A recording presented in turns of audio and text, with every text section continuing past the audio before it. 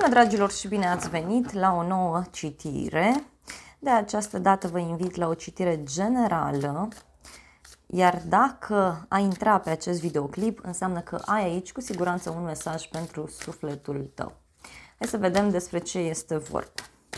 Ce mesaje ai importante? Wow! Este clar până aici, se pare că ești blocat într-o situație. Îți dorești tare mult o persoană. Îți dorești foarte mult să faci ceva. În schimb, văd aici că rezolvarea la problema ta este, în primul rând, să te detașezi. Să încerci să te îndepărtezi de tot ce ține de obsesie, dependență. Pentru că văd aici că tu te gândești în continuu la această persoană, te gândești în continuu la acest lucru și de cele mai multe ori Universul ne spune foarte clar că în momentul în care tu te gândești în continuu la o persoană, transmiți tot felul de gânduri către o situație anume, acea situație sau acea persoană fuge. Energetic vorbind. Da? Deci, de aceea se cere aici clar să te detașezi. Poate dacă ai o pasiune, dacă ai o bucurie, ar fi cazul să o vezi altfel, să acționezi puțin diferit. Aici văd pe cineva căruia îi place foarte mult să domine, o persoană căruia îi place foarte mult să manipuleze. Poate ai legătură cu astfel de persoană și atunci tu ești cel sau cea care se află într-un blocaj.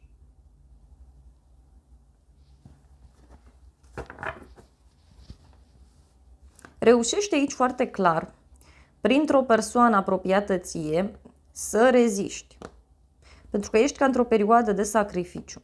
Dacă e vorba de o relație, văd că în momentul de față, ori ați luat o pauză, ori nu vă întâlniți des, nu vorbiți foarte des, relația stă pe loc, nu știți ce să faceți, uneori e atracție între voi, alteori nu este atracție. Cineva vrea neapărat să iasă învingător, învingătoare. În alte cazuri, văd pur și simplu faptul că îți dorești să realizezi ceva pentru sufletul tău, pentru cariera ta, în general vorbind. Și aici foarte clar ți se transmite mesajul că este cazul să acționezi într-un mod diferit față de cum ai făcut-o până acum. Și acea soluție care ți s-a părut până acum nefolositoare sau ți s-a părut că nu este o soluție bună, ei, exact acea soluție trebuie să o aplici aici. Trebuie să privești altfel lucrurile, să te detașezi de tot ce ține de zona materială.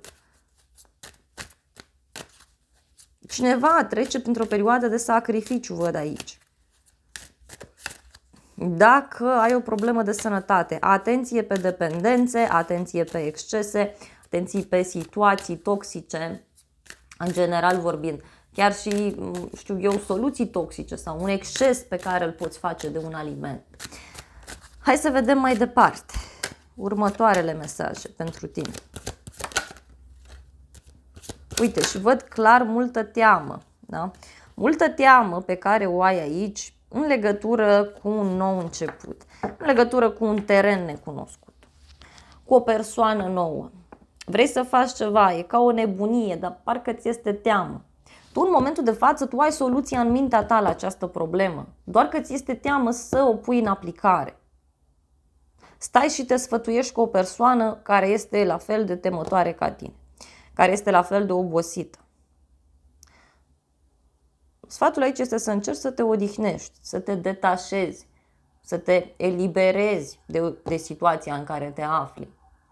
Trebuie să pui pauză, se vede clar acest lucru. Pentru unii e vorba de o situație financiară. Da? Ai de rezolvat ceva legat de bani. Trebuie să primești bani, să împrumuți bani, să dai bani.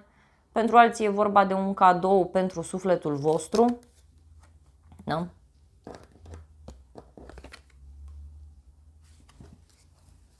Vă faceți un cadou. Vă răsfățați.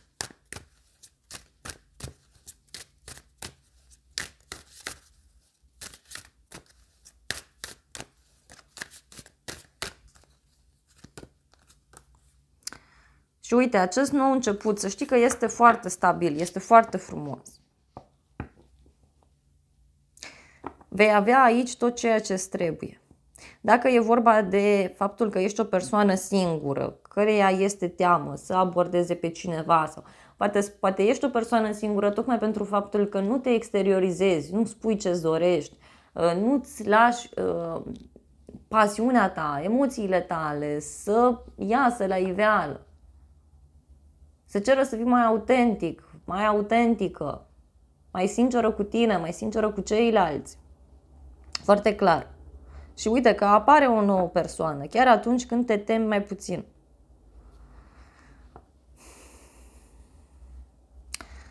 În legătură cu zona profesională, aici văd clar că tu trebuie să faci niște schimbări și ți este teamă. În final văd că devii mai autentic, mai sincer, mai sinceră. Văd că reușești aici cu magicianul să ai tot ce-ți trebuie. Reușești să faci o magie în viața ta.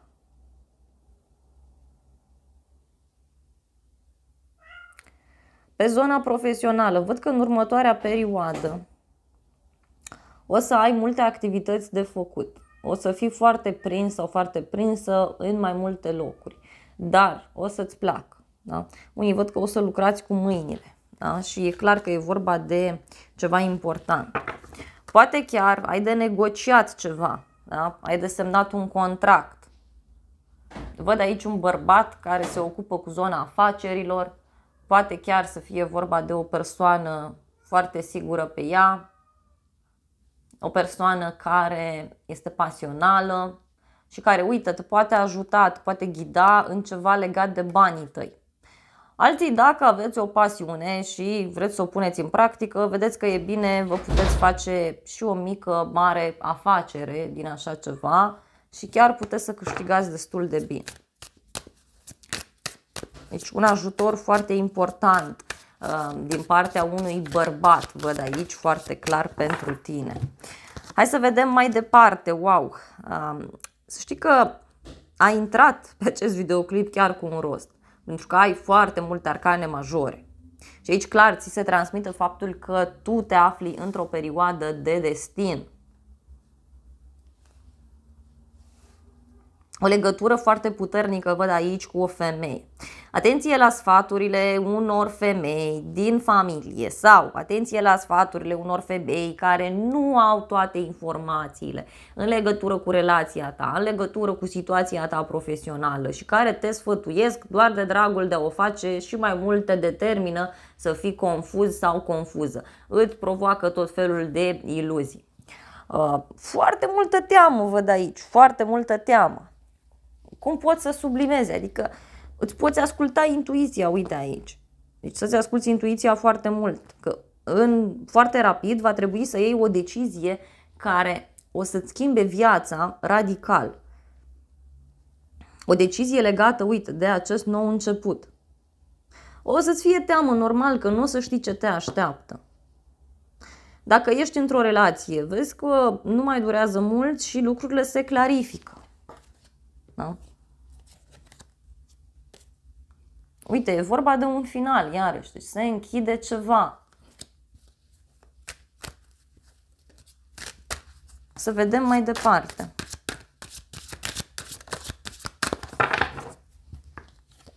Uite, o să-ți fie teamă pentru că nu e nimic sigur. Da? Nu e nimic sigur.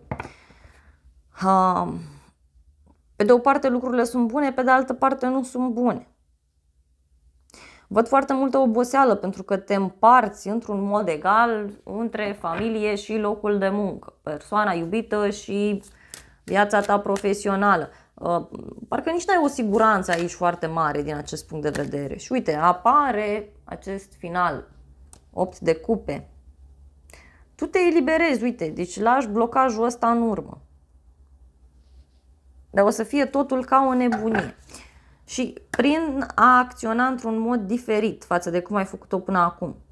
Împreună cu niște prieteni, poate pentru unii e vorba de o relație complicată, în care e cazul să iei atitudine. Dacă se bagă prietenii în relație, dacă se bagă rudele, dacă, nu știu, ești într-o relație de triunghi amoros pentru alții. Hai să vedem ultima carte, să vedem ce-i cu magicianul, că până acum e de bine. Wow! Da, îmi place. Ce să-ți spun, vezi că în final toată situația în care tu te afli o să te ducă într-o perioadă de transformări absolut profunde și nu o să te recunoști nici tu. Dacă e vorba de o relație, să știi că aici lucrurile merg într-o direcție foarte pozitivă. După ce tu renunți la ceva anume sau cineva sau partenerul renunță la ceva anume, văd aici că o să ai absolut tot ce-ți dorești. Dacă ești o persoană singură, vezi că vor apărea la un moment dat două oferte de dragoste sau vei fi confuză între două persoane, iar în final să știi că decizia se ia și cineva pleacă, apoi văd aici foarte multă liniște, văd foarte multă pasiune în această relație. Dar și faptul că apar niște schimbări absolut fantastice.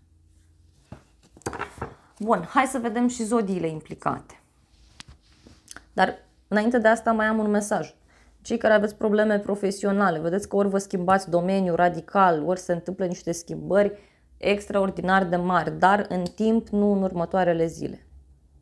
Doar pentru unii dintre voi o să se întâmple mai rapid, dar în general vorbind, să știți că mai durează puțin. Ca și zodii implicate, avem Capricorn, Pești, Vărsător, Gemeni, Fecioară, Scorpion, Rac și cam atât. Dragilor, acestea au fost previziunile de această dată. Eu vă mulțumesc frumos pentru atenție, vă iubesc, vă îmbrățișez cu drag pe toți.